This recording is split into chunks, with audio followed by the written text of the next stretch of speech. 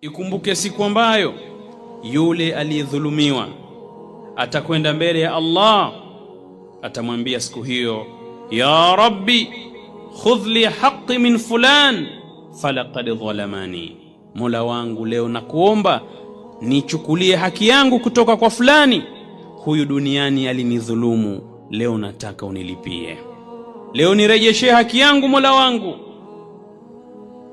huyu alinidhulumu.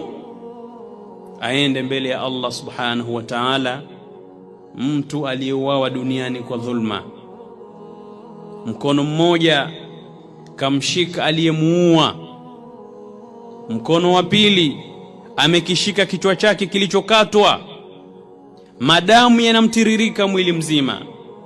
Anakwenda kwa Allah, anamwambia Rabbi is'aluhu fima qatalani, Mola wangu muulize huyu kwa nini duniani aliniua,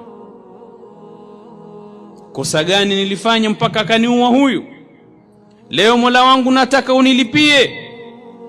Utaweza kurejesha uhai wa mtu siku hiyo? Utaweza kurejesha damu uliyomwaga? Utaweza kurejesha haki za watu ulizopokonya?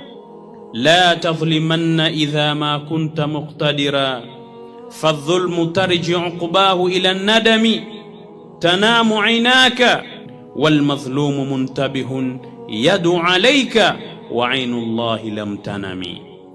Ndugu yangu, simdhulumu yeyote katika waja wa Allah kwa sababu unajiona una uwezo.